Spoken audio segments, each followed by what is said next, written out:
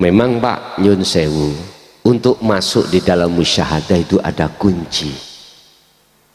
Kunci dzikir ada yang kami sebut sirul asrar. Wong Jawa dulu mbah ngandani kula yaiku nger jenenge adzikru bisirul asrar, kejawen namane dzikir rasa. Bisa jelas? Jadi gak salah menurut saya apa ajaran yang dilakukan oleh dulur-dulur kita dulu pada saat di kejawen, karena memang syariatnya belum datang. Sampai tinggalilah teng mriku ajarannya adalah menciptakan budi luhur. Lagi itulah akhlak ilahiyah. Wa ma arsalna min qablika mir rusulin illa nuhi ilaihi annahu la ilaha illa ana. Inilah yang akan menciptakan budi luhur. Tengere Pak, budi luhur itu ngeten. Kita dikasih Allah takdir enak gak enak, ati boten ngerunjal. Amaliyah apapun, ibadah apapun di mata Allah iku baik atau diterima manakala keadaan hati kita estu menghadap Allah. Tondone jenengan waktu sholat iku sing nyoto ning ngajeng sampean iku bukan sajadah, bukan tembok, tapi sing nyoto hakul mubin, la ilaha illallah al malikul hakul mubin. Sing nyoto iki sing wujud. Siapa tuh Pak sing wujud? Allah subhanahu. Lawan katane wujud Adam tidak wujud. Sifat wajib Allah sing cacahe ana 20. Pertama sifat nafsiyah disebut wujud, iku dadi sifat wajib Allah.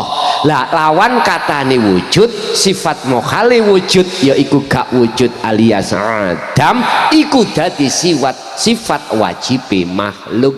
Berarti sejatine jenengan iki ora ono, ora wujud. Ning wujude sebab diwujudke sing wujud. Selama kita merasa wujud, selama kita merasa ono, otomatis kita merasa sing ngaji aku makhluk, sing agawe apa aku makhluk. Loh, ini loh sing dadi tutupi ati sampean. Apa mungkin nyuwun sewu perkara sing gak wujud iku iso ndeleng sing wujud? Mboten saged. Sebab sing iso ndelok sing wujud iku ya sing wujud sendiri. Makane jenengan waktu disuruh untuk meditasi ketemu awake dhewe iku ayat di alam mukasyafah, jenengan iki ketemu diri sampean sendiri. Ketika mejel sampean ketemu diri sendiri.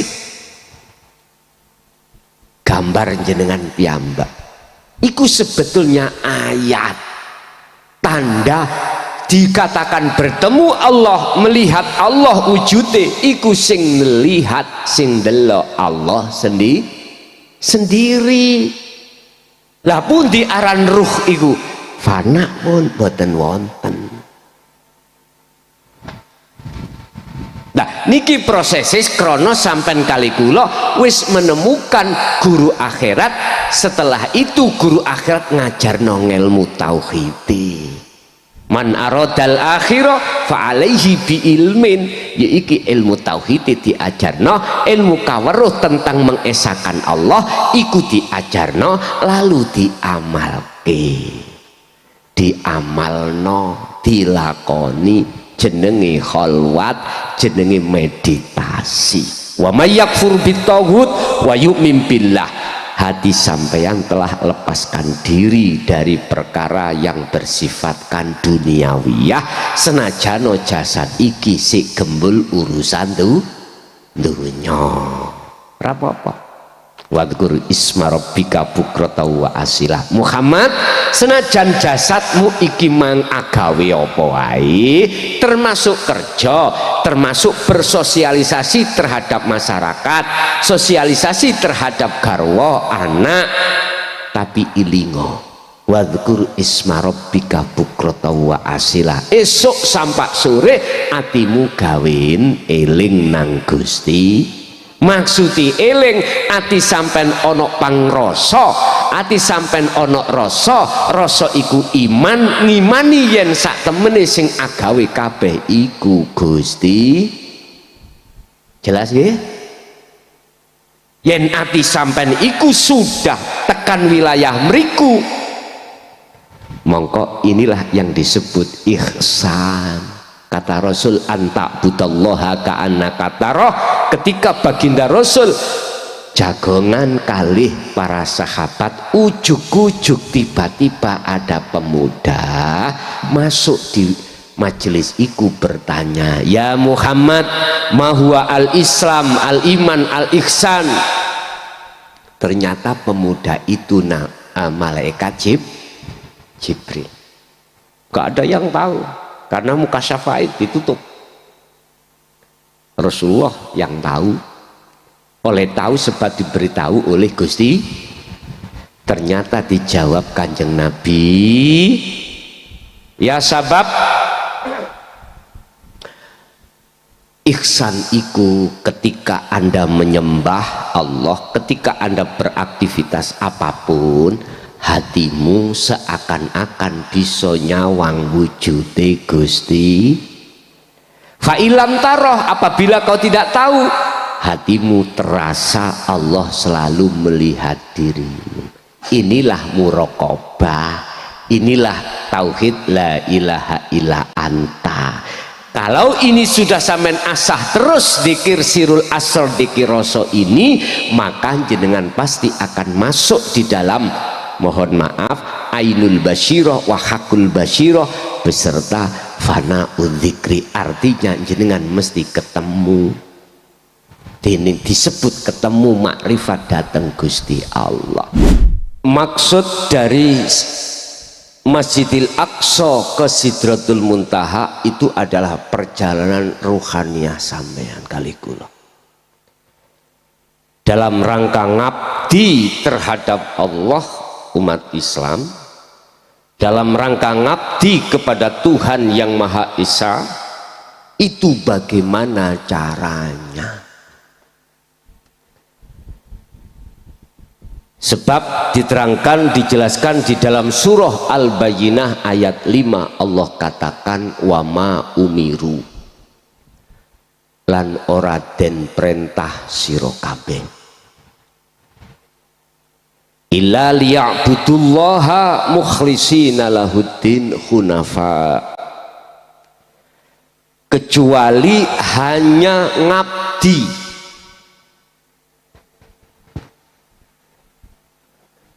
liya'budun,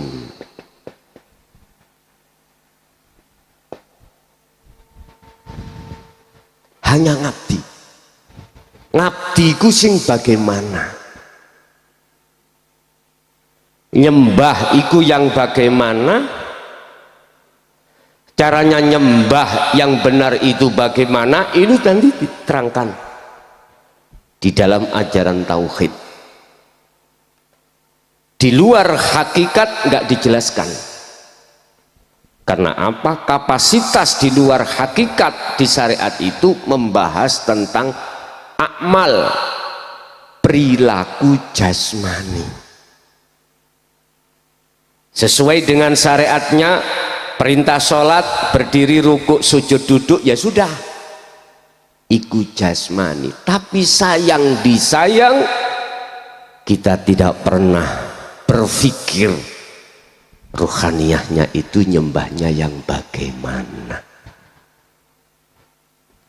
Syekh Ibnu Athaillah di dalam kitab Hikam menjelaskan husnul a'mali nataiju husnil ahwal min qalbin zahidi. Baguse amal dohir iki, baik makhduf maupun ghairu makhduf, baik ibadah sing murni atau tidak murni. Yang tidak murni contohnya kerja, makan, minum, apapun aktivitas yang bersifatkan jasmani itu disebut amal. bagus itu di mata Allah tergantung keadaan nataiju husnil ahwal, keadaan ruhaniyah sampean bagaimana. Apakah ruhaniyah sampean iki estu betul-betul menghadap nyawiji menyang Gusti apa ndak? Jadi di sini kitab hikam iki Pak, kitab yang diakui khususnya materi-materi pelajarannya itu di dalam ulama-ulama Nahdiyin hikam. Maka ning pondok-pondok budi lah nek bab masalah tauhid rujukane ning ngene kitab Al-Hikam. Nggih. Saya dulu tahun 90 ada di Kediri di pondok pesantren Darussalam Sumbersari Kencong Kepung Kediri. Zamane kelut nih kalau 90. Mungkin ingat kelut, kalau iling masalahnya pada waktu itu terjadinya kelut tahun 90 setelah kami pindah dari tambak beras Jombang. Lah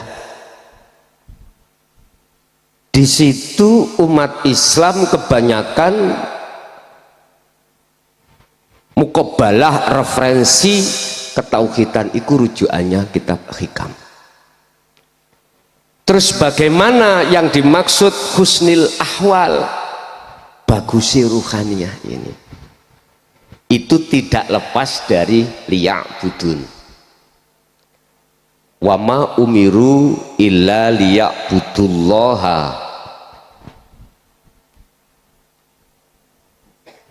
Al-Bayyinah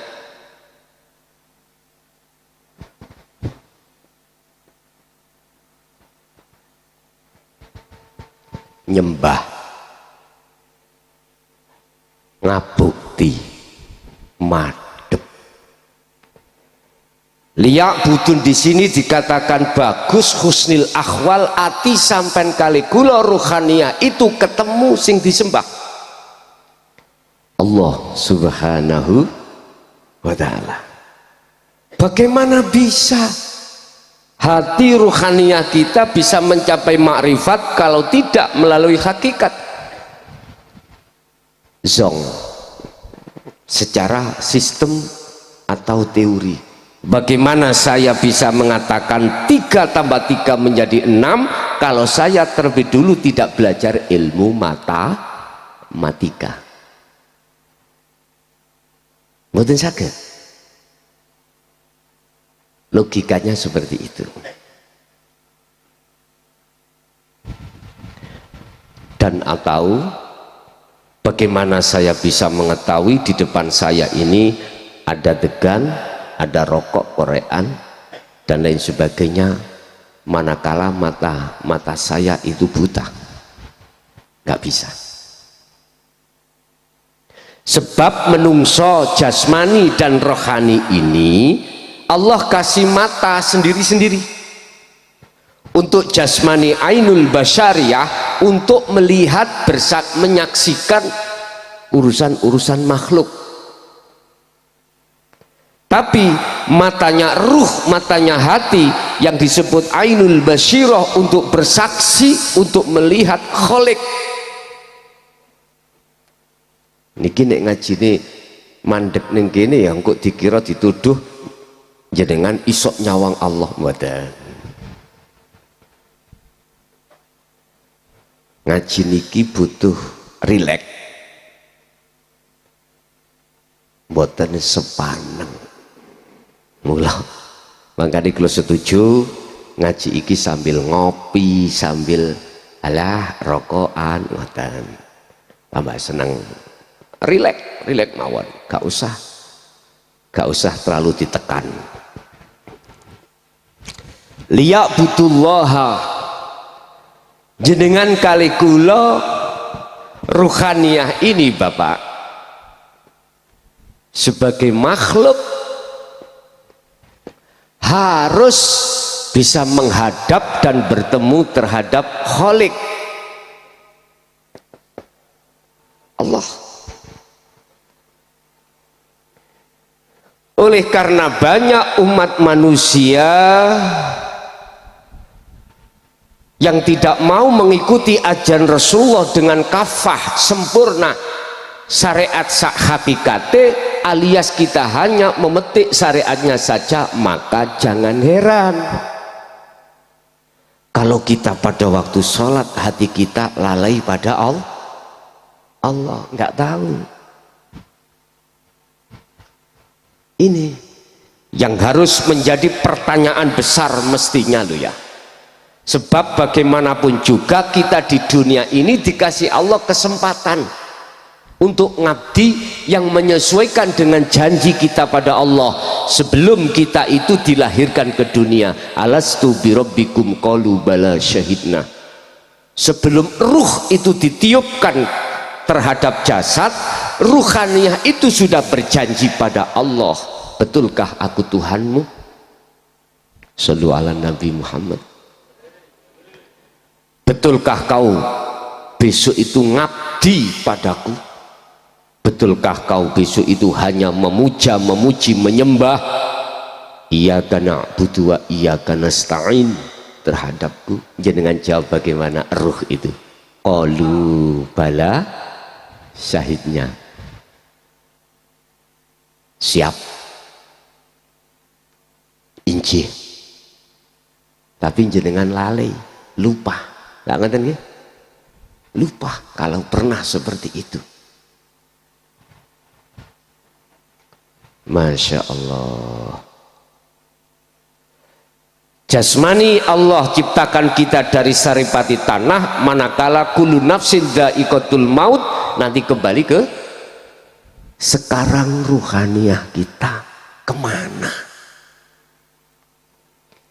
Ini sih nggak mau dipikir umat manusia pada umumnya, sehingga kita mengapa lalai ketika masuk akil balik, mulai hati kita suka pada yang lain. Kalau waktu sebelum kita akil balik seperti anak kecil, kasih fitrah Pak, ruhaniyah masih menyembah pada Allah alias makrifat. Sehingga mengapa Kanjeng Nabi dawuh sapa wonge mati sebelum akil balik murni langsung jannah. Ngoten nggih? Karena belum ada kesalahan. Tapi ketika saat kita menjelang akil balik sampai umur berapa puluh tahun kita ini, kita khianat atas janji itu. Nek jasmani ini wis bener miturut hukum syariate, kita ninggalkan larangan, jalankan perintah, sudah benar. Cuman ruhaninya kita. Makanya kata Rasulullah diberikan atau diembankan ajaran tauhid ini untuk menyempurnakan akhlak manusia. Innama bu'itsu liutammima makarimal akhlak, yaitu akhlak ilahiyah kita, akhlak kepada Allah, ruhaniyah. Sehingga ada hablum minan nas jasmani, ada hablum minallah. Hablum itu adalah tali atau kabel. Kalau mic ini adalah sinyal UHF ya, UHF ini. VHF apa UHF? Macam dua, UHF ada VHF. Ini bagian elektro yang paham. Kalau tidak ada UHF atau VHF, ya nggak bisa bunyi Pak, terputus, salonnya ya mati. Sama tali dengan ruh kepada Allah, hablum minallah, kalau keputus bagaimana? Lali. Sehingga jok heran waktu sholat Allahu Akbar, atine awak dewi iling sopo, madep nang sopo. Padahal Surah Al-Baqarah 115 Allah katakan fa'aina matuwallu fathamma wajhullah. Dimanapun kau menghadap di depanmu ada wajah Allah. Kok gak eruh Muhammad, idza sa'alaka ibadi anni fa inni qaribun. Tatkala hambaku bertanya terhadapmu tentang di manakah aku, Allah, jawablah, fa inni qaribun, sesungguhnya aku dekat. Ning apa akeh menungso ora eruh. Lah ngoten nggih? Jawabannya sederhana. Karena kita belum dimodali dinut tauhid. Karena kita belum dimodali, belum menerima ajaran tauhid dari Kanjeng Nabi Shallallahu Alaihi Wasallam. Iki. Bahkan kita menolak, ini parahnya.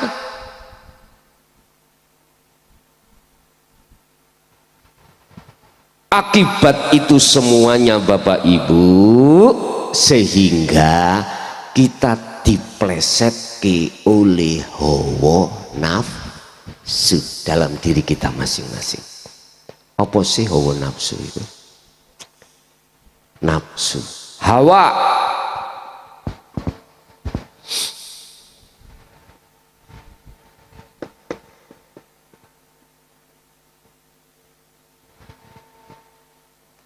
hawa adalah sesuatu yang lembut sekali. Nafsu artinya diri. Mungkin bahasane saudaraku yang ada di Tulungagung, ingsun, diri. Ini toh yang dikhawatirkan Kanjeng Nabi, merangi hawa nafsu. Perang akbar, jihad akbar ada di sini. Bukan jihad akbar itu di Palestina, itu bukan. Itu jihad kecil. Jihad akbar itu merangi hawa nafsu. Lah hawa nafsu itu bahasa Kanjeng Nabi Adam disebut iblis. Adam dalam kui pingin ning surga terus selama-lamanya, injih. Wala taqraba hadhihi sajarah, jangan kau dekati pohon itu. Jikalau kau mendekati pasti ingin, kepingin. Jikalau kau kepingin mesti berupaya untuk mendapatkannya. Kalau sudah mendapatkan mesti kamu makan, tak usir kau dari surga. Terjadi betul Pak? Terjadi. Sama dengan kita sudah megang janji hanya menyembah kepada Allah, masa kita dinukot goib sampai akil balik kita memang mulus. Ruhaniyah belum kecampur dengan urusan-urusan selain Allah. Ini proses kita Pak. Tapi ketika saat masuk akil balik, wa zuyyina linnasi hubbus syahawah, nafsu masuk di dalam hati jenengan kalih kula. Akhirnya dihidangi oleh nafsu berupa syahwat. Sing lanang suka wong wedok, sing wedok suka wong lanang. Pun iku proses kita ikuti. Bukan salah, ndak. Miturut pandangan proses itu enggak apa-apa. Cuman pertanyaannya, sampai kapan kita hentikan ruhaniyah kita menghadap selain Allah? Sampai kapan? Sebab satu sisi wa min waraihim barzakhun, kita ditunggu satu kematian. Qad khasiral ladina kadzabu biliqaillah, sungguh sengsara bagi ruhaniyah saat di dunia itu terus menerus melalaikan pada Tuhannya, melalaikan pada Allah. Bahkan kadzabu biliqaillah, mendustakan alias tidak mau bertemu Allah. ruhaniyah, bukan jasmaniyah, Bapak Ibu.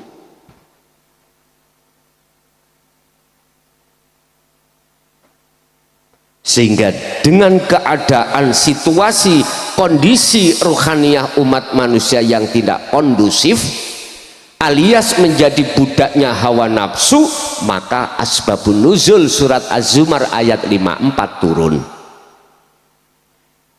Bagaimana? Wa anibu ila rabbikum, lekaslah kau kembali kepada Tuhanmu. Setelah berpuluh tahun ruhaniyah kita tinggalkan Allah Subhanahu wa ta'ala, dikarenakan tersesat hati kita itu pada jalannya nafsu. Apa jalannya nafsu?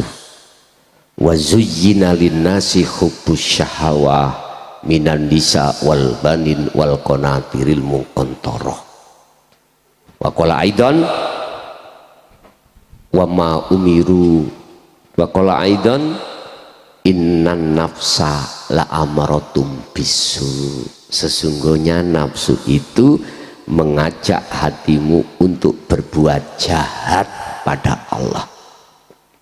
Bentuknya mana? Melalaikan. Nafsu membawa hidangan yang disebut kesenangan kehidupan dunia bersifat, itulah yang menjadikan ruhaniyah kita lalai pada Allah karena talinya ruhaniyah putus. Akhirnya disebut hati yang mati.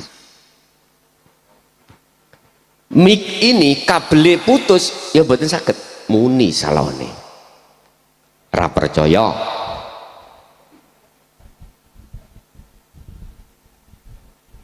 dipateni. Ora iso muni nek dipateni. Logikane ngoten. Sama ruhaniyah kita manakala talinya ruh ini dengan Allah yang disebut habl itu putus, ya seperti itu.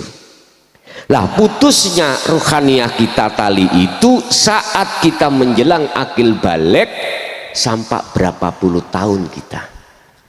Hati kita bersukaria, hati kita bersayang-sayangan, hati kita selalu memuja dan memuji selain daripada Tuhan urip itu.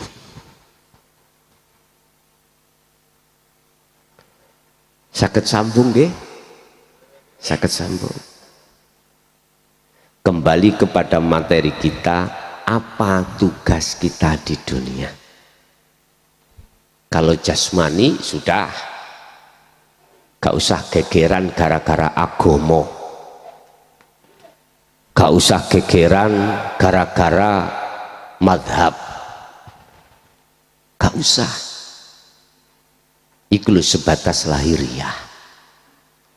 Silahkan Anda ke sini lewat jalan mana, silahkan. Silahkan Anda ke sini menaiki sepeda, mobil, jalan kaki, silahkan. Ra usah gegeran, sing penting tutuk enggon. Yang terpenting nyampe pada tujuan, itu aja.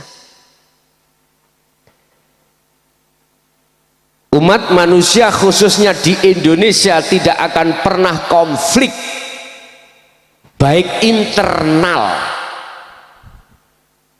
ataupun horizontal, tidak akan pernah konflik apabila semuanya itu memegang dinut tauhid. Itu makanya kemarin pesan Pak Kades tadi,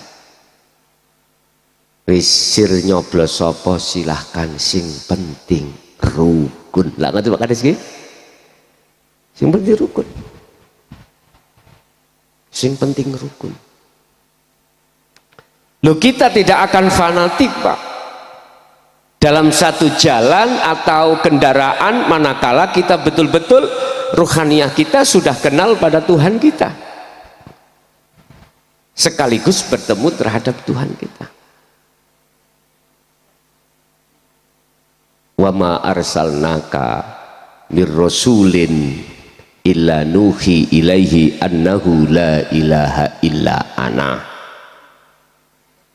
Jenengan mengke saged ati iku gak fanatik, gak mudah kita itu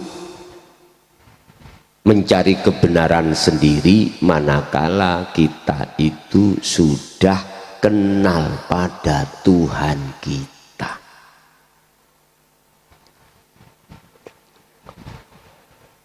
Nafsu diri,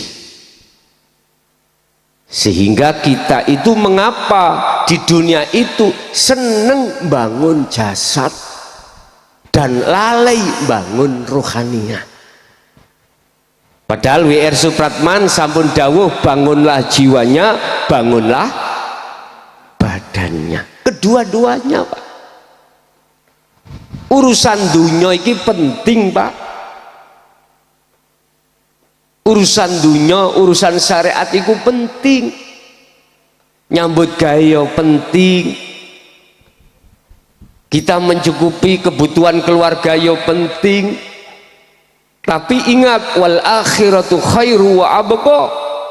Ada kepentingan yang kekal, yang pada umumnya umat manusia itu melalaikan dikarenakan sibuk mementingkan urusan badan, bangun badan. Islam tidak melarang umat manusia, umatnya itu untuk menjadi orang yang kaya, kaya ilmu, kaya pengetahuan, kaya apapun silakan, nggak melarang. Kalau menurut saya wajib jenengan iki fit dunya hasanah, wajib sampean kali kula niki kerja untuk memenuhi kebutuhan keluarga. Urusan jalannya lewat mana terserah. Kados kula jenengan poksinya ada di mana, keahliannya mana, petani, pedagang, pejabat, silakan. Islam tidak melarang, bahkan Islam mendukung lewat hukum syariati. Yang kemarin pingin jadi DPR, monggo silakan. Cuman Islam lewat syariat punya rambu-rambu, mana yang boleh dan mana yang tidak boleh. Kita sudah paham kok masalah itu, paham. Dan ini semuanya tidak akan berguna bagi kita saat kita idza jaa ajaluhum. Tatkala datangnya satu masa yang pasti yang kami sebut sebagai kematian, kanggo enggak mboten iki? Pasti semuanya kita tinggalkan. Dan disitulah kita akan masuk pada masa yang kekal. Sudahkah jenengan sangune untuk menghadapi kekal ini? Sudah? Barometer iku kita akan husnul khotimah atau su'ul khotimah saat di dunia ini. Sebab sing bangsul terhadap Allah, wa inna ilaihi pelajaran dari Allah iki mau. Iki alam. Dulu sih gak ngerti Quran. Zaman romo-romo dulu, Pak, ngajarki lewat alam. Apa maksudnya iki? Hati nek gak sambung Allah disebut hati yang mati. Hati gak iso sambung nek umpama taline iki putus. Buka dalam surat Al-Baqarah ayat 256. Faqad istamsaka bil urwatil wuthqa lam fisama laha. Apabila taline ruh ini putus pada Allah, nah, mati. Hati ini sing mati, Pak, bukan jasmani. Makane menungso iku koyoke urip ning sejatine mati. Jare wong Jawa batang urip, batang mlaku.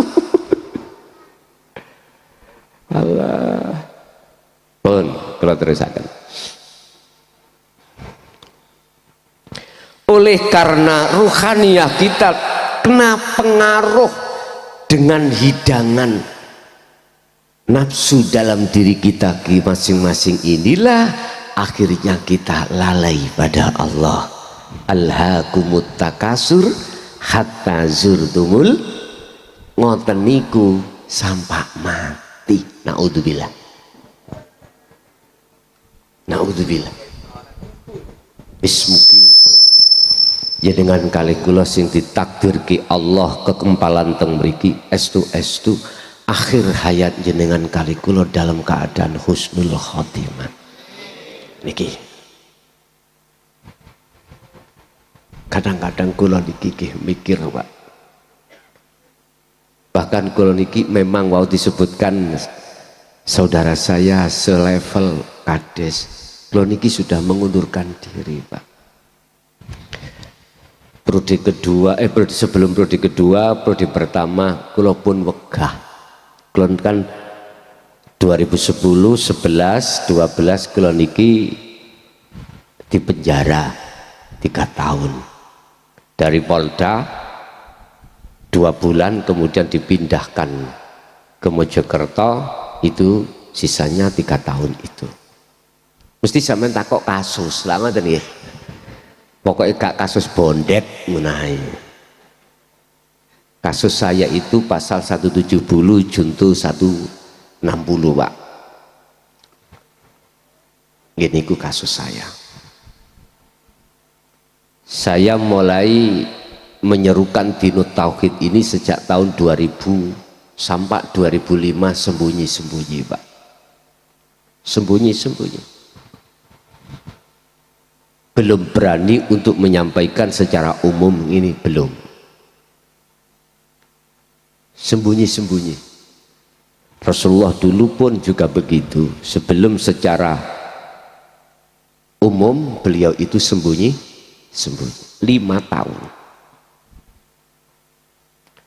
Mulai tahun 95 saya mentaklim santri-santri itu ilmu syariah, babakan nahwu itu sampai Jawahirul Maknun, Jurumiyah, Amriti, Alfiyah, Jawahirul Maknun. Mancik Jawahirul Maknun pas 5 tahun saya diperintahkan Allah, disuruh untuk meletakkan kitab itu. Tak letakkan Pak, disuruh bahas dinut tauhid. Udah tahun 2000 sampai 2005 saya sembunyi-sembunyi. Pada saat itu santri cuman 25 kalau nggak salah. 2005 akhir saya diperintahkan Allah untuk haji. 2006 saya tidur sampai 2007. Jadi saya tidur hampir 1 tahun. Bukan tidur kados jenengan iki. Lali wong wis mboten semerap. Iku kisah. 2007 langsung saya mendakwahkan dinut tauhid itu secara umum. 2007 saya mau diusir dari kelahiran saya, kampung sana. Tapi saya tidak mau, ya sudah. 2010 cari-carilah kasus bagaimana saya berhenti untuk tidak mendakwahkan ini. Akhirnya muncullah kasus pasal 170 junto 160. Mungkin jenengan jelas Pak polisi paham. Tanggal 21 Mei 2010 Mojokerto Kabupaten terbakar, yaitu kasusnya. Bisa pas pilbub, lah pilbub ketepaan kandidatnya adalah kakak kandung saya Ki Haji Dimyati. Udah habis itu saya masuklah penjara, nggak apa-apa. Sebab kiai nek durung tahu mlebu penjara kurang sempurna. Kekiaiana niku kurang sempurna miturut kula. Cih, matur suwun. Cek mboten katanya. Di dalam LP saya bimbing semua penghuninya itu. Terus lewat intelijen mengetahui saya masih mengajarkan dinut tauhid, akhirnya saya mau dilayar ke Madiun. Tapi teman-teman LP, kalau Gus iki di layar, tahu di layar ya? Di layar itu dipindah. Niku bahasanya LP. Nggih sekalian semua 250 narapidana harus diikutkan sekalian. Ya mboten mungkin lah Pak. Mboten mungkin. Akhirnya sepakat kami di situ untuk tidak memberikan pengajaran dinut tauhid di dalamnya, tapi bisa kami siasati sambil saya kerja nyapu-nyapu ngaji, cuci-cuci ngaji. Nanti karo sampai pulang 2012 akhirnya di Mojokerto itu mengadakan pilkades dan saya diusung oleh masyarakat untuk mencalonkan diri, padahal nyun sewu Pak Kades, saya nggak modal apa-apa, nggak punya. 2019 akhirnya saya sudah purna. Periode pertama inginnya untuk tidak melanjutkan periode kedua, tapi didemo oleh masyarakat kembali desa, saya harus mencalonkan lagi. Itu pun juga nggak punya apa-apa. Sampai pada waktu itu kepolisian yang ditarik dari Blitar itu ke sana Pak. Napa ngene iku jenenge? Dia Pak no? BKO ya, di BKO ke sana. Nangis Pak melihat rumah saya. Jujur Pak, saya nggak punya rumah. Ada pekarangan sedikit dari adik, itu 4 kali 5 saya disuruh untuk menempati, dan itu tak dirikanlah rumah dari gedek Pak. Sampai nangis Pak, polisinya sampai nangis melihat kondisi saya seperti itu. Pak Kades kok omah gedek. Sampai sekarang Pak, saya belum punya rumah. Rumah yang kutempati ini jujur aja jamaah yang membikinkan, atas inisiatif beliau-beliau, bukan saya. Saya juga nggak minta. Mungkin nggih mesake. Nek yuga kula 7. Orang di omah anake 7. Lho, niki tasik wonten program maneh, Pak. Nggih. Takok ibuke pira? Kula mek ngeten, nek diwene ya gak nolak, nek njaluk moh. Loh, jujur Pak, nyonya saya Umi itu meng-welcome. Aku yang mikir toh ya, kita juga punya perasaan.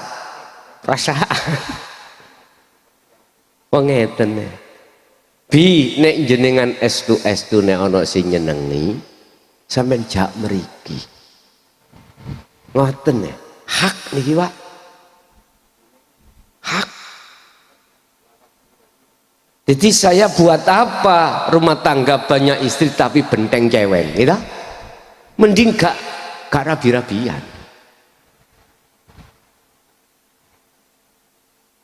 Mending si gak tahu, gak iso entek nih Pak ya.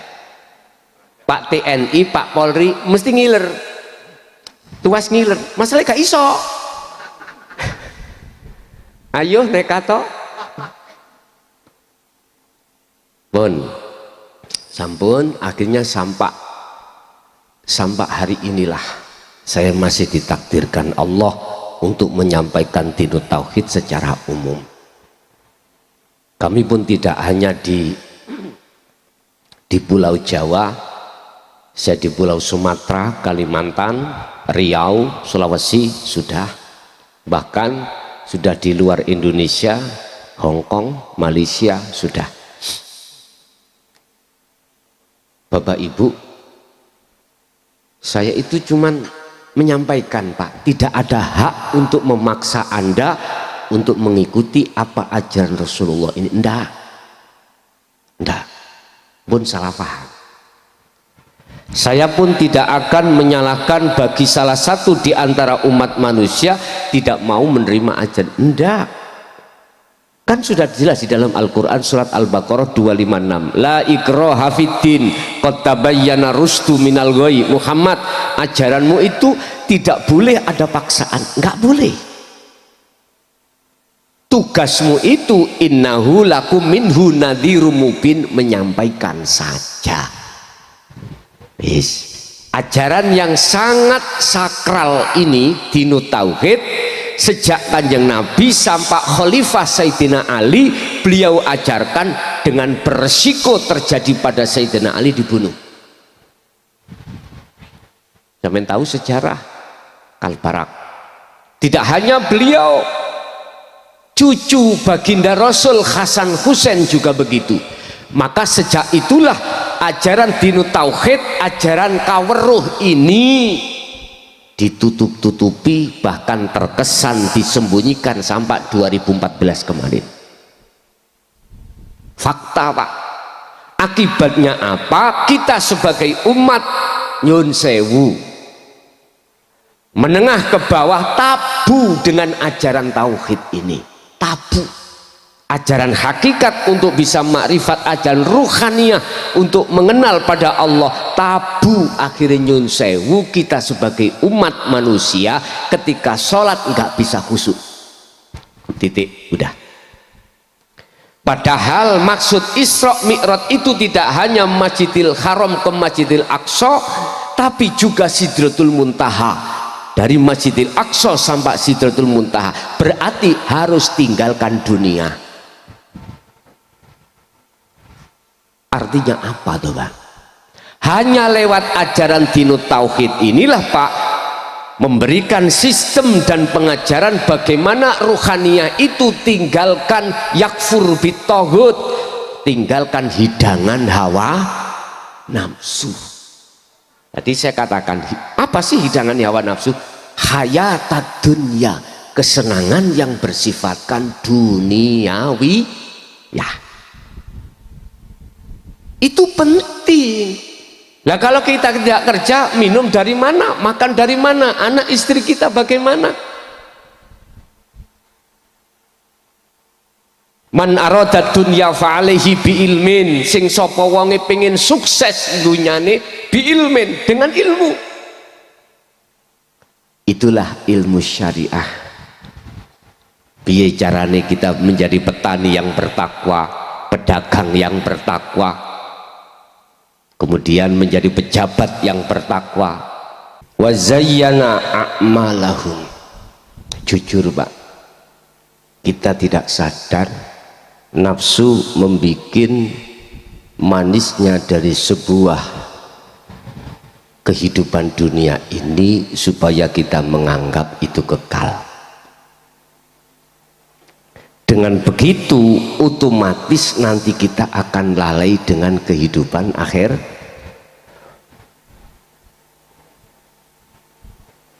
Nyun sewu, surat Ibrahim ayat 3. Wa yastahibbunal hayatad dunya alal akhirah. Kita dibias, kita dihidangkan oleh nafsu dengan bentuk hayatad dunya ini.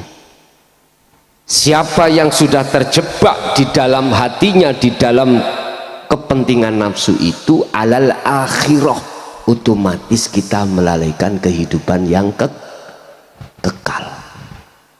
Kehidupan kekal itu jatuhnya di ruhani, bukan jasmani. Jasmani berapa tahun lah Pak kita itu? Ada yang 70 tahun, 80 tahun, ada yang 30. apa yang kita banggakan kalau sudah itu datang? Inilah ruginya orang yang paling merugi. Qad khasiral ladzina kadzdzabu biliqa'illah, orang-orang yang ketika saat di dunia melalaikan pertemuan terhadap Tuhannya. Tuh Gus, adakah dalil hadis atau hujjah tentang pertemuan pada Allah itu di dunia? Ada. Buka di dalam surah Al-Ankabut ayat 5. Buka di dalam surat Al-Kahfi ayat 110. Ada cara bagaimana kita bisa bertemu Allah. Padahal tadi sudah dikatakan, Muhammad, jikalau hambaku bertanya tentang diriku di mana, jawablah, saya ini sesungguhnya dekat. Pun sambil mirsani mriki sedaya. Tak genah nih. Sambil mirsani mriki. Allah iku ismudzat, bismillahirrahmanirrahim, dengan menyebut nama. Jangan kau terus menerus nyembah nama, ojo.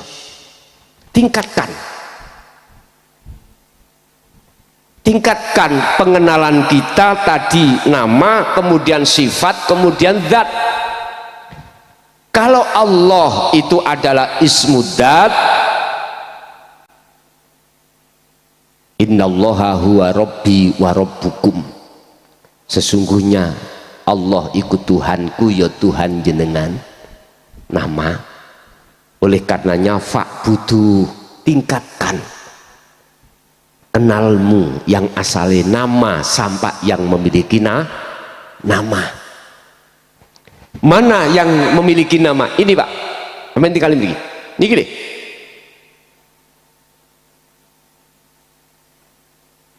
Bukan angin loh ya, bukan oksigen. Inilah yang dimaksud dalam Al-Quran, laisa kamislihi syai'un, yang wujudnya itu tidak bisa kau serupakan dengan sesuatu apapun dan tidak bisa kau sebut.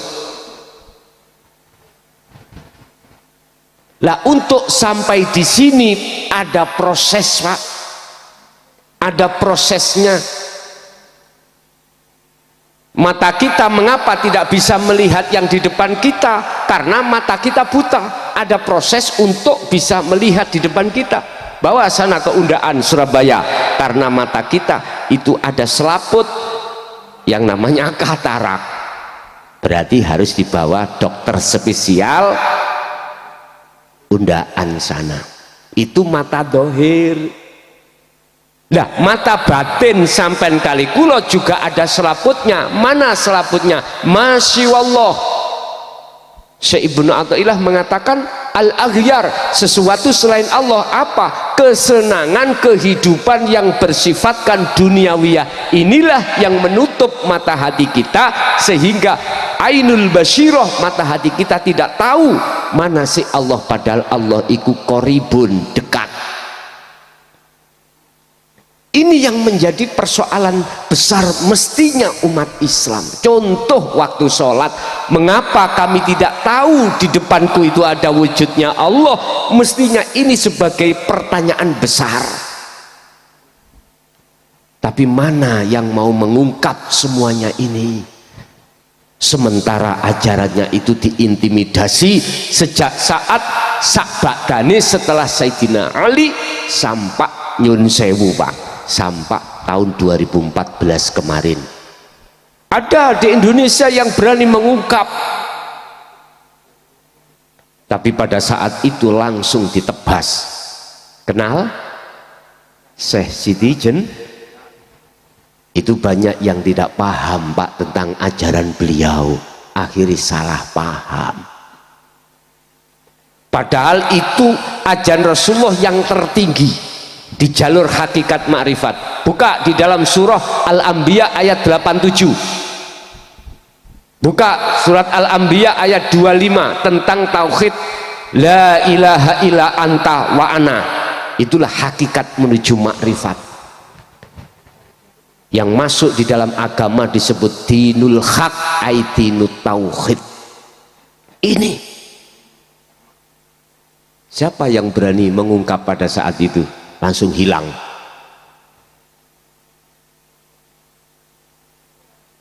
Mbah saya kata dudono jenengi sampean. Itu pernah ngajarki tentang ilmu sejati. Pada saat itu memang para romo ning pulau Jawa iki syariat belum metu, belum diajarkan di pulau Jawa. Akhirnya muncullah ajaran sangkan paraning dumati. Itu wa inna ilaihi rojiun, urusan ruhaniyah, urusan tauhid Pak. Cuman bahasanya tidak tauhid gitu, manunggal kawula kelawan Gusti. Tapi jenengan nek gak paham, jadi salah paham akhirnya menyalahkan. Beliau itu dawuh ngeten Pak, tugasmu ning donya iku mung situk, nerusno tugase Kanjeng Nabi apa? Mengesakan pada Allah. Wama arsalna, dan ora saya perintah dan tidak aku perintah Muhammad utusan-utusan sebelumnya, sebelum kamu, mingkoblika, sebelum kamu para rasul itu tidak aku utus kecuali illa ilaihi annahu la ilaha illa ana. Kalau nggak percaya dibuka Al-Anbiya 25. Beliau Kanjeng Nabi niku jelasake tauhid ana, la ilaha illa ana. Bagaimana muncul ana? Bukan ana hamba, tapi ana Allah. Saya kadang-kadang tidak bisa berpikir Pak.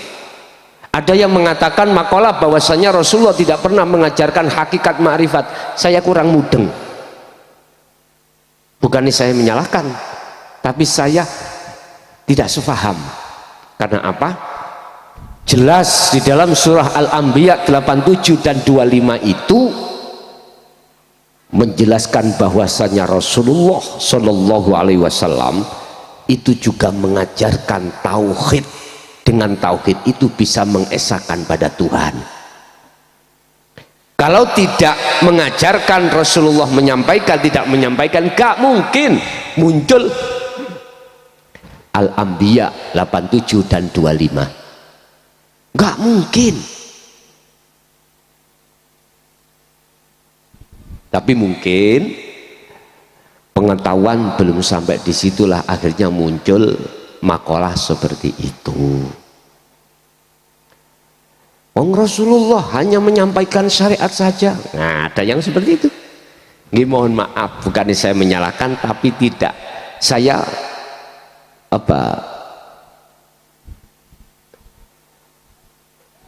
bukan selang pendapat, mboten. Kurang sepaham, gitu aja saya. Kalau syariat muhakamah jelas sudah, nggak bisa dibantah. Cuman hakikat makrifat itu loh, maksud saya itu. Bapak Ibu, akibat daripada kita belum mengenal dinu tauhid itulah akhirnya kita itu ruhaniyah tidak bisa sholat dengan khusyuk. Padahal kalau kita bicara tentang sholat, sampai padosi ning Quran ayat opo surat opo mesti pakai kalimah koma, bukan fa'ala. Bukan. Ada apa dengan koma? Asluhu qawama ala waznin fa'ala. Ternyata koma itu adalah urusan-urusan ruhaniyah, akhwal.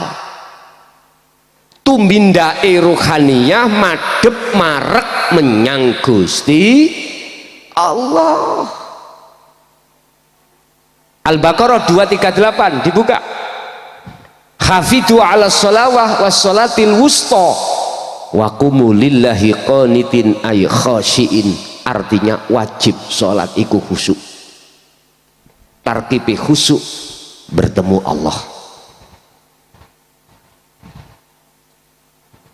Mana? Di lapangan kita sebaliknya, Pak. Berhubung saya, poksi saya sebagai belantik wedus, Allahu Akbar ya eling wedus. Saya, Pak, bukan jenengan. Saya menjadi pedagang, otomatis Allahu Akbar ya eling dagangan ini. Inilah akibat daripada rohaniyah kita tertutup oleh kesenangan dunia berupa wedus 35. Loh kok guyu? Mantan tak sampean? Nggih jujur mawon Pak, kula niki dhisik nate mantan tukang duduhno nomer. Nggih, napa mriki namine? Cukong. Oh, ngoten. Sebelum kami mendakwahkan secara terang-terangan tahun 2025 kula jujur mawon kula akeni tukang duduhno togel. Tapi sebetulnya ketahuilah itu jeratan aja. Jenengan tak jerat supaya tobat. Asli nih ngoten. Oke. Sangat mudah jenengan iki masuk di dalam alam mukasyafah untuk mengetahui tentang takdir, karena iki takdir makhluk. Lebih sulit jenengan iku masuk ke makom musyahadah bertemu Allah. Lebih sulit. Di alam mukasyafah, makom mukasyafah ada alam malakut, alam jabarut, alam lahut. Sampeyan iki koncone iku para lelembut mulai bangsa malaikat, bangsa tuyul, jarene akeh duwe ilang. Nggih ya. Tuyul iku anak jin, Pak. Anak jin. Bangsa apa para kekasih-kekasih Allah alam lahut. Mudah sampai masuk di alam itu dibanding dengan masuk alam yang di atasnya musyahadah. Niki bertemu Allah. Gak butuh waktu lama, Pak. Gak butuh waktu lama nek sampean pingin ono kuno, tapi aku gak mengajarkan itu. Ajaran tauhid itu menghantarkan ruhaniyah sampean ke alam musyahadah. Alam musyahadah, bukan alam mukasyafah. Jujur memang dulu saya mantan orang bejat, ya dah. Tapi ketahuilah itu adalah jeratan Allah. Saya dikasih cara untuk menjerat umat manusia lewat mukasyafah itu supaya bertobat. Utangnya gak didik, Pak. Lah, mboten puluhan juta bahkan ratusan juta. Pun cerita belakang.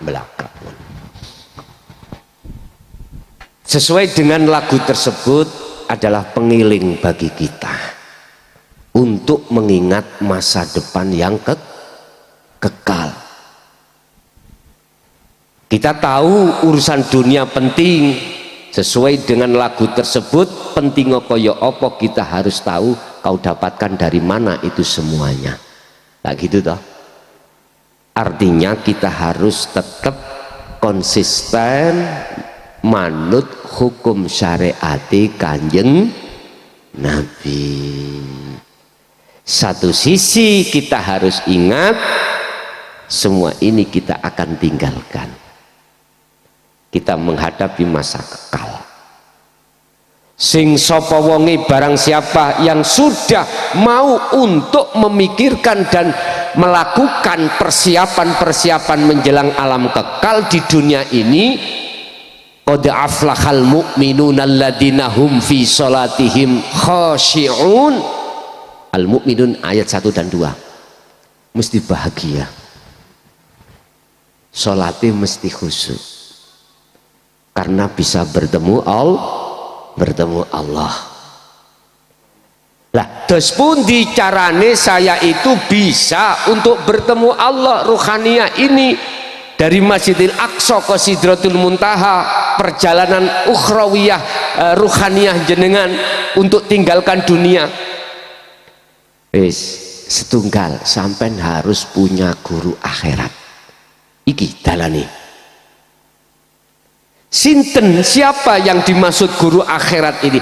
Guru sing khusus ngajarke membimbing ilmu kaweruh. Khusus guru sing bimbing ngajarke kita tentang dinut tauhid. Itu Pak. Itu guru tidak mengajarkan bagaimana duniawiyah kita sukses, tidak, mboten. Waman aradal akhirah fa alaihi bi ilmin. Sing sapa wonge pingin sukses masa depan akhiratnya, bi ilmin, harus membawa ilmu. Lah ilmu iku semuanya hanya ada di guru akhirat. Guru akhirat iku gak ngalor ngidul mesti nggawa serban ngene mboten. Gak harus kopiahan ngene ya ora. Gak harus sarungan dicoplok bisa nih. Lah boleh balik pada tahun 2006 laan. Ini Kediri niki wonten Pak ning Kencong Gus Nafi, ya. Siapa yang kenal Gus Nafi? Beda dengan Gus Mahu. Gus Nafi itu mulai sejak kecil memang majeduk.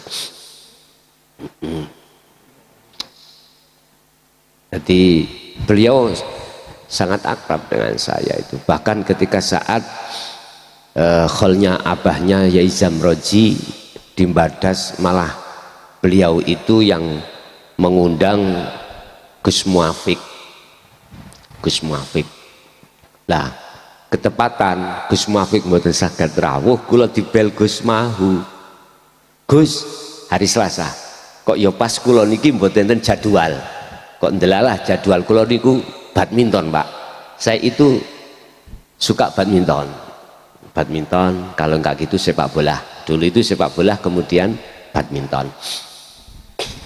Lah, dibel Gus, sampai Selasa harus ke sini. Kholi Abah. Insya Allah Gus. Tapi mboten disanjangi kongkon gajuli Gus Muafik. Mboten dikandani. Lah terus kula nggih mantun maghrib ngeten iki, mantun maghrib kula dereng budal. Kholi kira-kira mengke dalu Gus Muafik jam 10 naik. Wis tak pikir perjalanan saya dari Mojokerto ke Badas niku sekitar 2 jam lah paling lambat. Ditelepon kula, dipastikan iso apa gak. Nggih Gus, kula tak mangkat bakdo isak langsung kula mangkat. Ternyata di situ ditodong. Gus tolong sampean gajoli Gus Muafik. Hah? Kula nggih ngoten. Kula nggih boleh engkres. Ngerti engkres? Napa? Itu ah. Aku gelem Gus tapi ono syarate. Niki lho. Napa Gus syarate?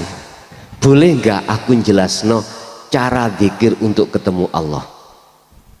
Di atas zikir jahri siri yaitu sirul asrar, munculnya dari tauhid la ilaha illa anta.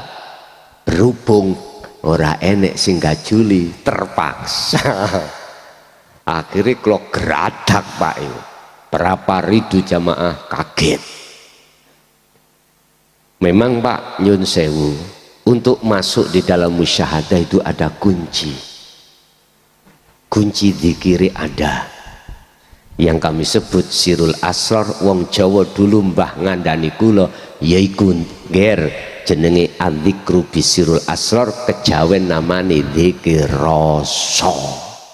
Bisa jelas? Jadi gak salah menurut saya apa ajaran yang dilakukan oleh dulur-dulur kita dulu pada saat di Kejawen, karena memang syariatnya belum datang. Sampai tinggalilah teng mriku ajarannya adalah menciptakan budi luhur lagi. Itulah akhlak ilahiyah.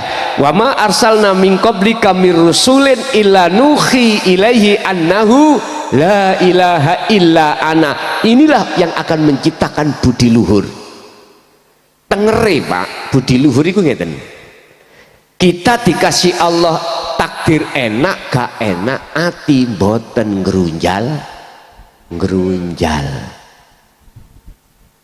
ati mboten protes, mboten saged protes, no comment, isine mung manut kemawon nang Gustine. Karena apa? Karena sudah kenal pada Allah ini. Dulu itu bukan nyebute Allah, Gusti Allah. Eling, wis sing sepuh, para sepuh. Gusti Allah. Jeneng iku gak usah digegeran, Mbak. Tapi kita nggak akan gegeran kalau sudah sampai kepada alladzi asra bi abdi. Itulah zat yang maha suci yang memperjalankan hambanya. Jenengan saking rumah bisa ke sini karena Allah, karena zat dalam diri jenengan ini.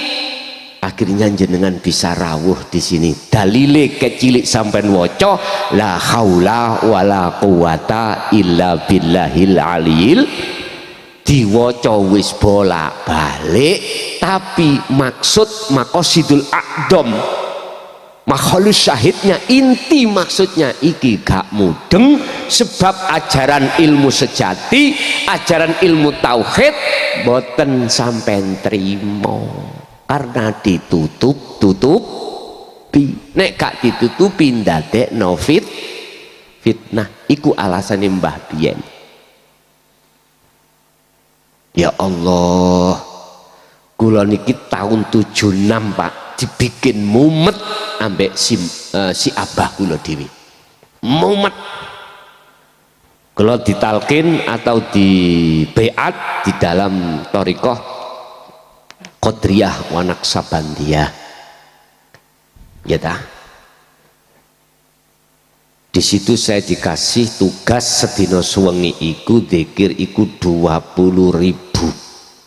Dzikir siri, dzikir khafini, dzikir siri iku 2.000 kali.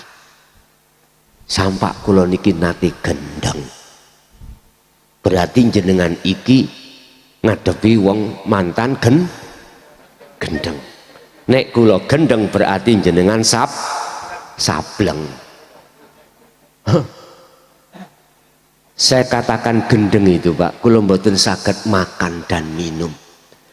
Lah piye kula arepe ngombe tuya sing ajenge kula ombe lho langsung muni Allah. Gak iso Pak. Mangan nggih ngoten, dadi nasi ki ngucap Allah. Allah ya Karim. Iku saking gedene zikir siri muncul no karomah, buka alam mukasyafah, akhirnya ngoten niku.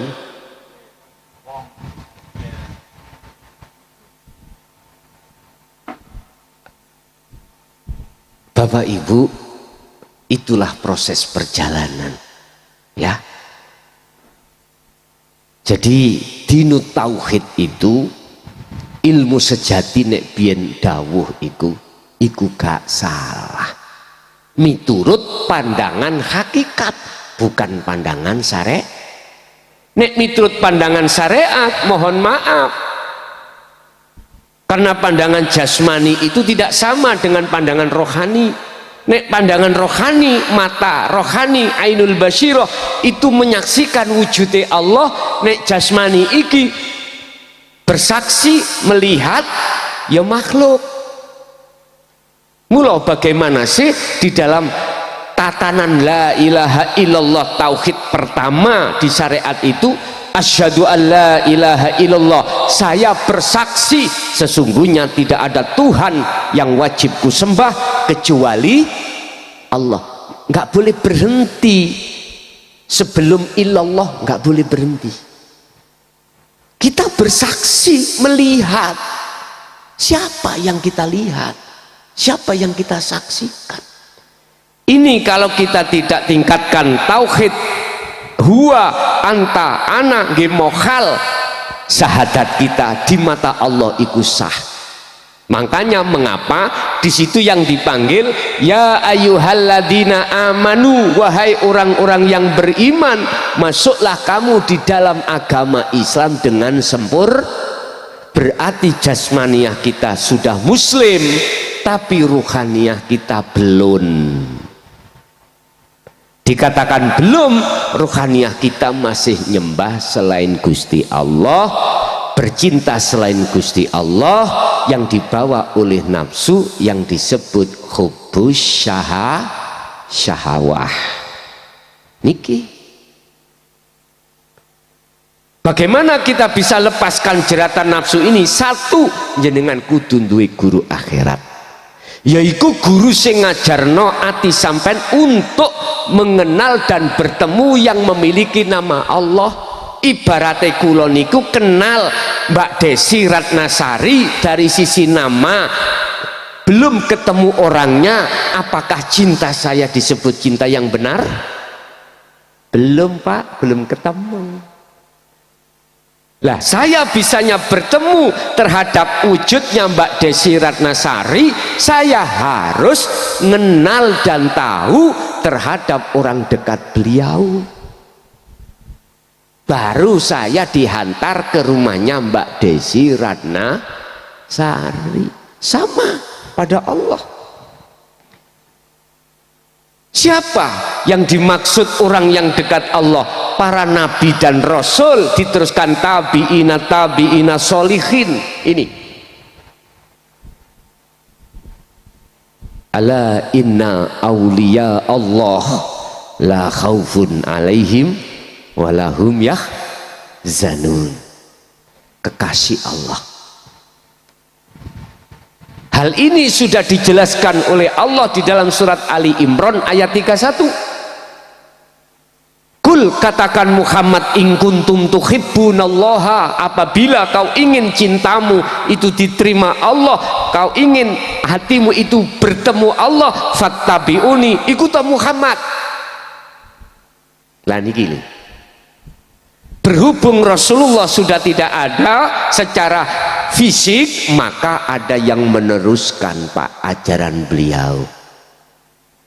Jikalau kau mengikuti ajaran Rasulullah Muhammad ini, maka yuhibbukumullah, cintamu akan diterima oleh Allah dan kau dijadikan kekal. Alhamdulillah, tanda-tanda jenengan iki dijadikan sebagai kekasih Allah, la khaufun alaihim walahum yahzanun. Bukan mereka yang tahu nomor, bukan Pak, bukan mereka yang tahu setiap saat dan waktu ketemu malaikat, ketemu apapun, bukan itu.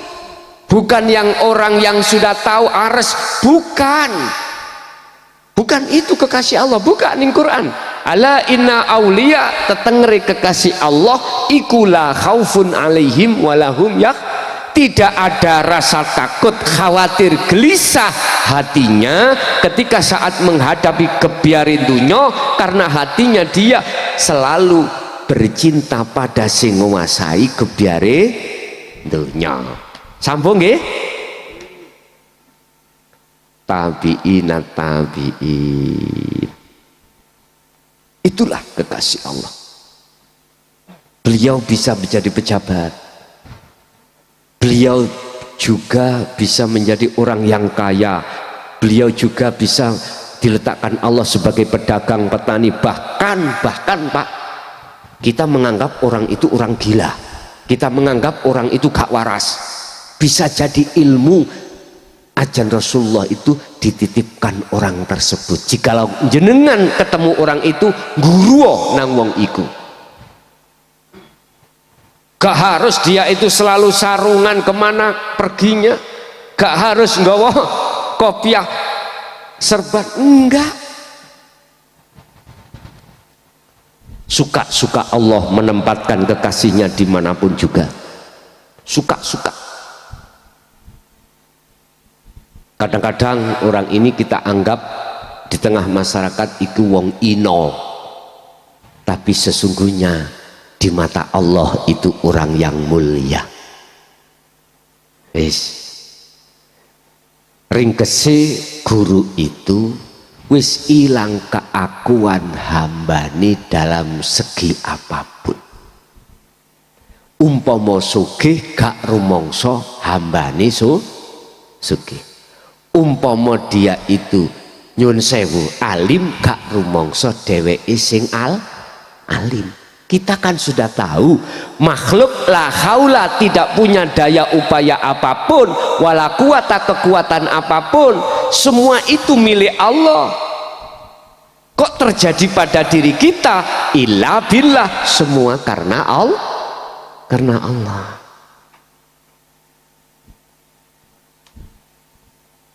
Bapak Ibu mohon maaf, kekasih Allah itu ada yang berseberangan dengan hukum syariat.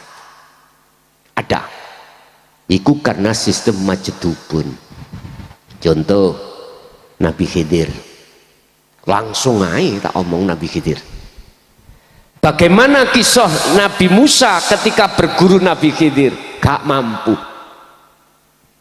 Ujung-ujungnya perpisahan. Karena apa? Karena Nabi Musa megang rapet hukum syariat, sementara beliau Nabi Khidir megang rapet hukum hakikat. Tiga hal dikisahno di dalam Al-Quran, kejadian yang Nabi Musa tidak mampu untuk menerjemahkan kejadian ini. Pertama, ketika saat beliau dihantarkan penduduk naik kapal, diburu atau dikejar oleh bajak laut, mengapa kapalnya dibocori, akhirnya tenggel. Protes Nabi Musa kepada Nabi Khidir. Tadi kan sudah dikatakan, Musa kui gak kuat le melu aku belajar hakikat iki, kiat kula dicoba mawon. Karena apa gak kiat? Karena memegang hukum syariat dengan kuat, sementara menolak hukum hakikat. Memang secara syariat salah Nabi Khidir membocori kapal, yang kapal itu milik penduduk, menolong beliau berdua untuk menyeberang. Syariatnya salah, tapi hakikatnya nyun sewu ada maksud hikmah itu. Nek gak dipocori tenggelam, dirampas kapal sak isini oleh perampok. Nabi Musa tidak membaca sampai di situ, Pak. Oke, kedua, mateni arek cilik. Secara syariat Khidir salah. Umpama saiki ya di penjara. Sama toh saya ketika tahun 2010 tanggal 21 Mei hari Jumat, 35 mobil para dewan saya bakar, 35 mobil. Salah, secara syariat aku salah, tapi saya tidak mampu untuk menghindar dari perintah takdir yang harus aku lakui. Saya bakarlah, akhirnya saya ditangkap. Ya saya ngaku aja tak bakar. Saya ditanya ketika di Polda, apa alasannya saudara membakar? Itu mobil saya, kan plat merah toh Pak, lah mobil rakyat toh. Saya juga heran, mobil saya sendiri tak bakar sendiri, saya masuk penjara sendiri. Itu alasan, sehingga ketika saat di sidang niku dadi guyon. Saya tidak banding, tidak, ketika diputuskan 3 tahun, tuntutan 6 tahun, diputus 3 tahun, saya nggak menolak, saya ikuti. Jaksa saya yang banding di PT Pengadilan Tinggi Surabaya, tapi di sana tetap di PT saya diputus 3 tahun. Akhirnya jaksa saya tidak kasasi, ya sudah saya terima. Di PN Pengadilan Negeri saya sudah terima. Secara syariat saya salah, tapi secara hakikat saya tidak bisa menghindari itu Pak, jujur nggak bisa. Akhirnya saya kena pasal 170 junto 160. Nggih, tak terima. Udah. Oleh karena Nabi Musa memegang hukum syariat, apapun gak salah Nabi Musa, menyalahkan Nabi Khidir. Tapi sayang sedikit Nabi Musa tidak tahu di belakang hukum hakikat maksudnya apa Nabi Khidir membunuh anak ke. Ternyata jawabannya adalah ini kalau tidak dibunuh akan mengkafirkan orang tuanya. Wis Musa, sudah sampai di sini aja, kamu tidak akan pernah paham, tidak akan pernah bisa menerima. Oh boten, satu kali mawon. Akhirnya terjadilah masuk dalam satu kampung. Beliau berdua itu tidak dihormati oleh penduduk kampung. Nabi Khidir melihat napa ngeniki jenenge gapura roboh, hampir roboh. Nabi Khidir langsung membetulkan, diseneni sampai Nabi Musa. Ya Nabiullah Khidir, mengapa panjenengan ini membangun menegakkan gapura sementara kaum ini tidak menghormati terhadap kita, padahal kita nabi. Mulai Pak takabure muncul. Apa bedani dengan Ajazil ketika diperintahkan Allah untuk sujud nang Adam, wa id qala lil malaikati isjudu li adamu fasajadu illa iblis, akhirnya disebut iblis. Apa bedanya? Iblis, apa yang menyebabkan dirimu tidak mau melakukan perintahku untuk sujud nang Adam? Jawabannya mak hanya sederhana Pak, aku luwe apik katimbang Adam. Adam jenengan ciptakan, saya jenengan ciptakan, khalaqtani min nar wa khalaqtahu min tin. Saya jenengan ciptakan dari api sementara Adam dari tanah liat yang busuk. Kan luweh api-api toh Pak ya. Akhirnya apa? Aba wastakbar wa kana minal kafirin. Akhirnya Nabi Musa bantah ambek pelajaran dari Allah dilewatkan Nabi Khidir, terjadilah perpisahan. Sama umat manusia, saya hadapkan perkara-perkara pelajaran yang paling mudah. Saya proses dari tauhid la ilaha illallah sampai la ilaha illa ana. Ini kok ya tidak mau menerima, ya sudah, bukan urusan saya. Istilah kalau sudah sampai tauhid la ilaha illa anta jenengan kok protes, ya sudah, saya tidak bisa berbuat apa-apa kecuali hanya memohon kepada Allah. Lekas dibukalah hati sampai tentang bilhuda wa dinil haq, hanya itu. Sebab Allah sudah katakan wa anibu ila rabbikum, lekaslah kau kembali kepada Tuhanmu, wa aslimu lahu, biar Islammu sempurna, min qabli ayatiyakumul adab, sebelum datangnya kematian. Wis ayo dingen-ngen Pak Bu, umur kita tinggal berapa tahun kita juga tidak tahu. Apakah terus kita seperti ini? Itu bukan wilayah saya untuk menjawab panjenengan piyambak. Panjenengan piyambak, ketahuilah, aku sudah maklumi urusan dunia bagi saya juga penting. Tapi kita harus tahu wal akhiratu khairu wa abqa. Ini loh Pak, ruhaniyah kita. Kapan ruhaniyah kita bisa kembali kepada Allah yang selama berpuluh tahun kita ini telah tinggalkan Allah?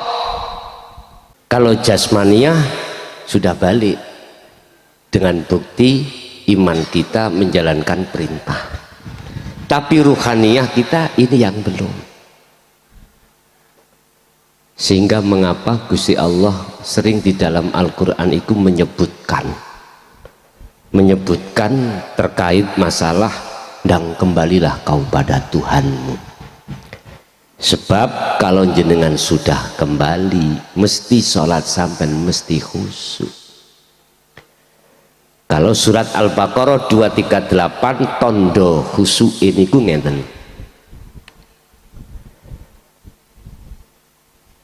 Hafidhu ala sholawah ay al maktubah, jasad sampan iki lakukan sholat 5 waktu. Wassolatil wusta, ruhaniyah sampan wusta tengah, ruhaniyah ini juga sholat. Sholati ruhaniyah adalah menghadap dan bertemu Allah. Ini kudu ono, harus ada sambungan roh pada Allah, taline sing keputus ikuti sambung. Lah Gusti Allah nyambung lewat guru akhirat. Sebetulnya guru akhirat kita bukan yang menyambung, dijadikan Allah sebagai wasilah untuk supaya tali ini yang putus biar tersambung lagi. Lewat mana nyambungi? Lewat zikir. Jadi taline Allah itu adalah zikir. Zikir yang kumaksud adalah ingat, eling. Yang kumaksud eling adalah sadar bahwasanya apa yang terjadi baik di dalam diri kita maupun di luar diri kita sumbere iku sangka Gusti Allah. Nek wis ati iki mau iman yen sejatine kabeh perkara sangka gesang kuwi kang agawe. Inilah Ibnu Athaillah mengatakan mingkol bin zahidin, hati yang selalu zuhud, hati yang selalu kholwat, hati yang selalu menghadap pada Allah. Iku mingkol bin zahidin. Makanya amaliyah apapun, ibadah apapun di mata Allah iku baik atau diterima manakala keadaan hati kita estu menghadap Allah. Tondone jenengan waktu sholat iku sing nyoto ning ngajeng sampean iku bukan sajadah, bukan tembok, tapi sing nyoto hakul mubin, la ilaha illallah al malikul hakul mubin, sing nyoto iki sing wujud. Siapa tuh Pak sing wujud? Allah subhanahu. Lawan katane wujud Adam tidak wujud.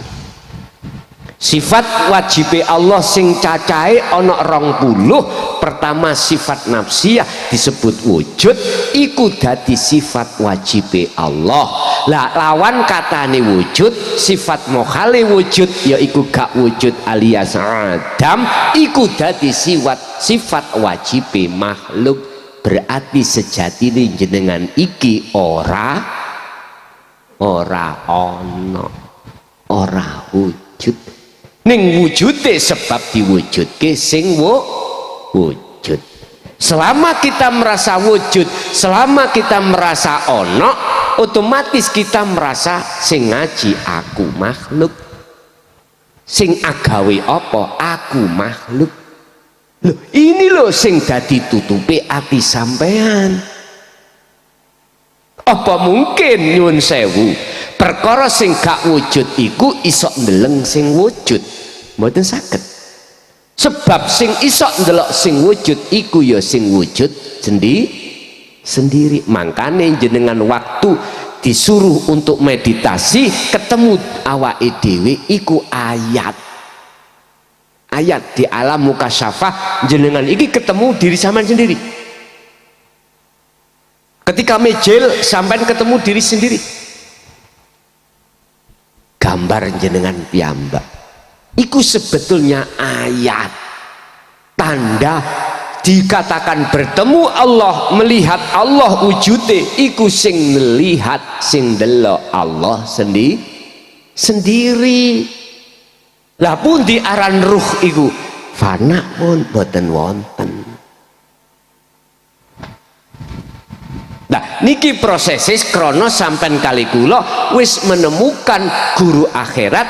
Setelah itu guru akhirat ngajar ngelmu tauhidi. Man aradal akhirah fa alaihi bi ilmin, yaiki ilmu tauhid diajarno, ilmu kaweruh tentang mengesahkan Allah iku diajarno lalu diamalke, diamalno, dilakoni, jenenge kholwat, jenenge meditasi. Wa may yakfur bitaghut wa yu'min billah, hati sampeyan telah lepaskan diri dari perkara yang bersifatkan duniawiyah, senajano jasad iki sik gembul urusan dunya rapopo. Wadhkur isma rabbika bukrata wa asilah. Muhammad, senajan jasadmu iki mang agawe apa wae, termasuk kerja, termasuk bersosialisasi terhadap masyarakat, sosialisasi terhadap garwa anak, tapi ilingo wadhkur isma rabbika bukrata wa asilah, esok sampai sore atimu gawein eling nang Gusti. Maksudi eling ati sampen ono pangrasa, ati sampen ono rasa, rasa iku iman, ngimani yen sak temene sing agawe kabeh iku Gusti. Jelas nggih?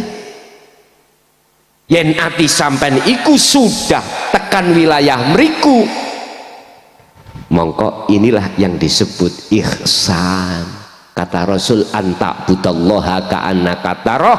Ketika baginda Rasul jagongan kalih para sahabat, ujuk-ujuk tiba-tiba ada pemuda masuk di majelis iku bertanya, ya Muhammad, ma huwa al-islam, al-iman, al-ihsan. Ternyata pemuda itu malaikat Jibril. Gak ada yang tahu karena muka syafaat ditutup. Rasulullah yang tahu, oleh tahu sebab diberitahu oleh Gusti. Ternyata dijawab Kanjeng Nabi, ya sabab ihsan iku ketika Anda menyembah Allah, ketika Anda beraktivitas apapun, hatimu seakan-akan bisa nyawang wujude Gusti. Fa'ilam taroh, apabila kau tidak tahu, hatimu terasa Allah selalu melihat dirimu. Inilah muraqabah, inilah tauhid la ilaha illa anta. Kalau ini sudah sampean asah terus dikir sirul asr dikir roso ini, maka jenengan pasti akan masuk di dalam, mohon maaf, ainul basyirah wa hakul basyirah beserta fana'ul dzikri. Artinya jenengan mesti ketemu, disebut ketemu makrifat datang Gusti Allah.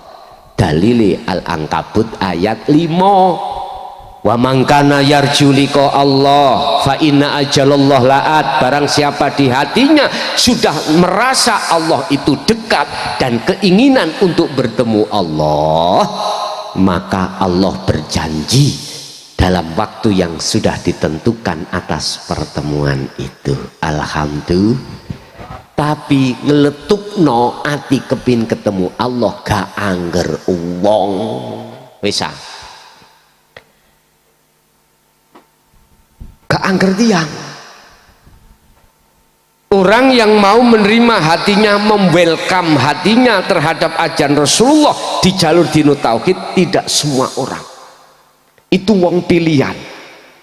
Kok iso? Buka di dalam surah An-Nur ayat 35. Nurun ala nurin yahdillahu li nurihi mayyasha. Orang yang dikehendaki saja, yang di dalam hatinya ada cahaya makrifat. Pun niki Pak Mijile, niki prosesnya suluk sampai kali kula datang Allah. Ruh wong Jawa ngarani nyawa, iki dibekali imanul haq, yaiku rasa. Di dalam rasa Allah memunculkan nur makrifat. atau disebut cahaya. Tujuannya untuk menerangi roh dalam perjalanan menuju Allah. Di dalam nur makrifat itu ada Allah. Wong Jawa ngarani urip. Ketika ruh ini bisa sampai pada Allah harus meliwati ini. Ningati sampai kudu ditoto imanul hak rasa. Lah iki berangkatin dugi ilmu tauhid, ilmu kaweruh, ilmu tuwek. Biyen niku Mbah Sanjang ilmu tuwek nger. Kalau ini sudah digabung dengan ruh artinya terus berzikir pada Allah, maka Allah akan mendatangkan nur makrifat. Tujuannya adalah linurihi, untuk menerangi hati panjenengan. Kalau itu sudah nur makrifat cahaya sudah dinyalakan Allah, maka kegelapan itu langsung hilang. Apa sing dadekno kegelapan? Kesenangan dunia yang dibawa oleh nafsu dalam hati kita. Cahaya makrifat sudah dinyalakan Allah, otomatis kegelapan saknalika iku ilang. Tolong mengki sampean namo kamar, sampean pateni lampu sampean mesti gelap. Nek gelap sampean ora bakal bisa nyawang apa sing ono ngajeng sampean. Jenengan tidak akan bisa melihat apa di depan Anda karena lampunya mati. Disebut gelap. Padahal jenengan melek, tapi ora ketok.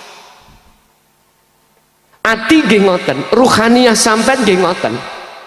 Meripat ati sampean kali kula nek umpama sik gelap sebab ketutupan perkara kesenangan dunya, otomatis jenengan tidak akan pernah tahu walaupun Gusti Allah itu dekat, nggak akan pernah tahu. Wa nahnu aqrabu ilaihi min hablil warid wa qala aidan, aku ini kata Allah iku lebih dekat dari urat nadi, ning tetep ora bisa weruh sebab hati kita masih dalam keadaan gelap.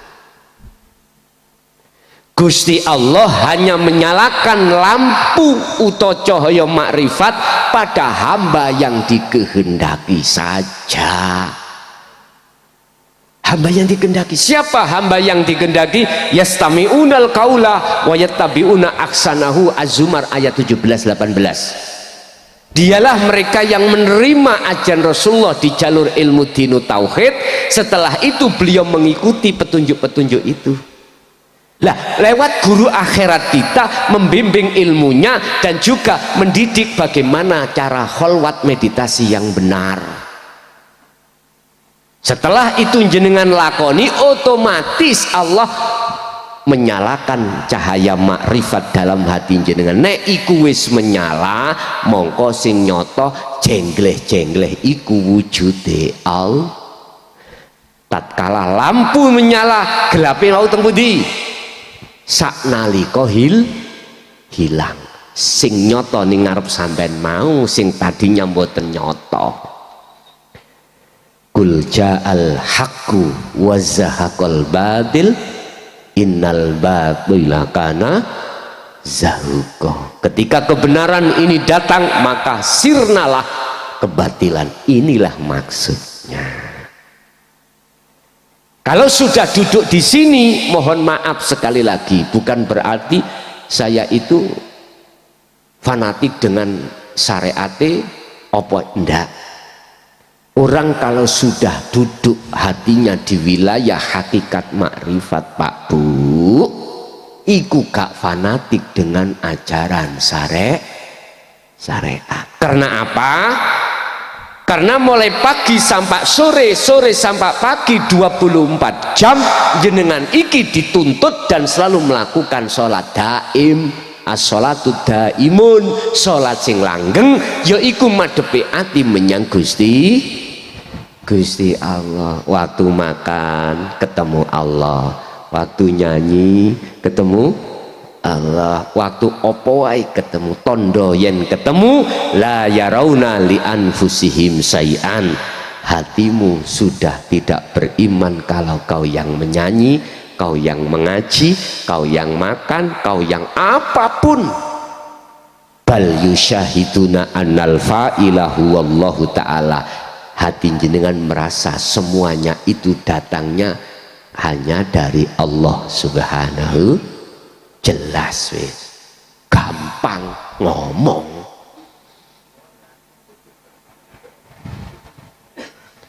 Lah sekarang pertanyaannya, bagaimana praktek itu sesuai mudahnya kita bicara?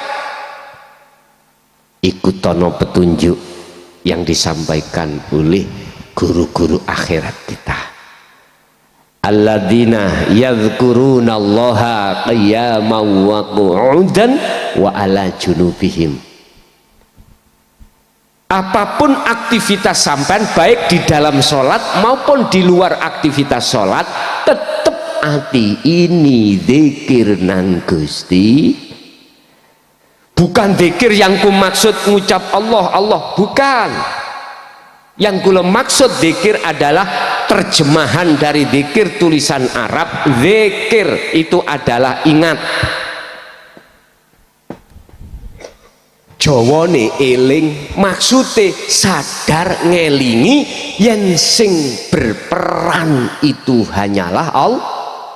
Contoh niki rokok Pak, iki korean. Kula takok, korean rokok iki kholik apa makhluk? Makhluk nggih? Sepakat nggih, makhluk. Sifatnya makhluk, la haula wala quwata illa bil, tidak punya daya upaya apapun. Korean gak iso duweni kekuasaan untuk nguripi rokok. Ayo coba. Korean sumeten ger rokok iku. Sampai teni tekani sok meni gak bisa, kecuali illa bila ada pihak ketiga.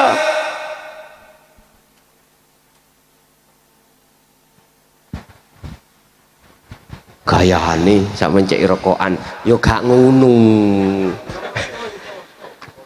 Contoh iki, contoh kan harus ada Pak ya.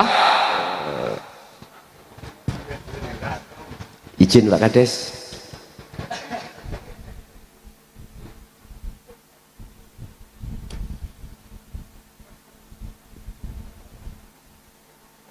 Lah pihak ketiga ini yang disebut Allah sing ngobahno kabeh makhluk iku sing umat Islam gak patek gelem nyawang. Akhirnya di dalam hati ditanamkan nafsu, dikongkon ngaku wis nek koyok ngene kata zurtumul makobir gak ada puasnya Pak jenengan. Dengan kesenangan dunia gak ada puasnya. Sing dadi RT pengen dadi kadus, mari dadi kadus pengen dadi kepala, sing dadi kepala desa pengen dadi bupati, sing dadi bupati pengen gubernur, gubernur pengen dadi presiden. Logika dan iki wajar, silahkan, tapi hatimu kudu ndelok sapa sejatine sing nglakokno awakmu. Urip iku zahiron wa batinan, ning ana njaba lan jeromu itu. Umpama tak duding niki lho dulurku, nek jenengan nyawang dengan mata zahir ya kosong, kekosongan ini. Tapi nek sampean sawang sarana ainul basyirah, mata meripat hati jenengan, mongko justru sing kosong ini berisi. Justru yang berisi ngeten iki kos. Nek gak percaya sampai numpak pesawat, buktekno secara ilmiah bisa kita buktikan. Sebelum jenengan iki pesawat naik, sampai ndelok bangunan dunia lah gede gawat iki. Ketika saat sampai naik, bangunan tadi cilik apa pripun? Sampai tambah cilik, tambah munggah, tambah melip. Pada waktu titik akhir dunia iki wis gak ono gambari. Gak percaya sampai naik ke pesawat. Sebab kula 3 bulan 1 kali saya memberikan tausiah di Sumatera. Ini nggih ngoten tak buktekno, ternyata dunia gak ono. Ketika sudah ada di titik nol, artinya jenengan nek wis mengeluarkan, melepas keakuan diri sebagai makhluk yang segala-galanya, maka disitulah nyatanya Allah di dalam hati jenengan. Wassalli ala Muhammad. Inilah cara-cara yang dimaksud Mi'raj, adalah pelepasan dari Masjidil Aqsa ke Sidratul Muntaha. Mangkane dunyane wis gak ono dalam pandangan ruhania. Kalau pandangan jasmania tetap dunia tasik wonten. Pandangan jasmania dunia makhluk itu masih wujud, tapi pandangan ruhania boten. Jelas nggih? Rindune koyok menggunung. Ketika sudah bertemu maka jelas tidak akan ingin berpisah lagi. Itulah iman yang sudah ihsan sampai pada ma'rifatullah. Gak ingin. Sehingga jenengan masih sugiyoyo opo gak kemlelet. Tahu gak kemlelet? Boten takabur, karena tidak merasa dirinya sing sugih wae Gusti. Sing dadi pejabat nggih ngoten, sing punya pangkat gak merasa dirinya yang punya. Buktinya pasti kita tinggalkan. Walillahil masyriq wal maghrib. Semua apa makhluk yang bertengger di atas bumi atau di langit, dari jagat timur sampai barat, semua milik Allah, termasuk ya pangkat, jabatan, kedudukan, kehormatan. Wis nek ati ana kuno nggih nyuwun sewu, mesti ati iku budine sing metu dadi budi akhlaknya ilahiyah, seperti baginda Rasulullah sallallahu alaihi wasallam, laqad kana lakum fi rasulillahi uswatun hasanah. Wis kesimpulane pun jenengan kali kula sisa umur iki ayo digunakno belajar bagaimana caranya ruh nang lekas kembali datang Gusti Allah sadurunge tekane pati. Aku wani ngomong memastikan husnul khotimah karena Qur'ane sudah jawab. Surat, tolong sampai buka surat Al-Isra ayat 72. Al-Isra 72, sing punya paketan. Wa mangkana fi hadhihi a'ma fahuwa fil akhirati a'ma wa adadus sabila. Sing sapa wonge ning donya mripat atine wis gak wuta nang Gusti Allah, mongko dheweke ning akhirat ya gak. Sing sapa wonge ning donya sih wuta menyang Allah mripate, mongko ning akhirat mesti wuta. Wa adallus sabila, jalannya ketika jenengan nguwat siratal mustaqim gelap gulita akhirnya keceblung. Lah wis sampean pikir wis dingen kok nek arepe turu dingen. Yang kedua kesimpulannya, ruh menyembah bertemu Allah itu tidak hanya di dalam sholat 5 waktu aja bos. Ibu-ibu waktu ning pawon ngulek bumbu ya iso ketemu Allah ning kono, sebab Allah di mana-mana dan tidak kemana-mana. Wis tah jenengan walaupun dinas ning kantor ning pundi ning kono Allah. Jenengan kali kula bekerja dimanapun di situ ada Allah. Tinggal pertanyaannya, kita mencari dunia atau mencari Allah? Kata Quran, ne iso fid dunya hasanah wa fil akhirati, kerja golek bayaran ati metu Gusti. Lah wis iku sing cocok. Pun ngoten mawon, pesen kula terakhir, jenengan pun sedo dhisik. Nggih, nek gak jenengan iki sampun kepanggih Gusti, wis kula tak dongakno jenengan estu. Wa man tabi'ani, kata Rasul, wong sing ngikuti aku wis tak dongake kuwi, selamat dunyamu, selamat akhirat akhirat nih pun kula muga-muga jenengan kali kula estu ning dunya iki bebrayan ning alam kasunyatan niki estu selalu dibimbing dening Allah, diberi hidayah dening Allah sehingga kita berjalan di atas jalan yang benar. Lahumul Fatihah.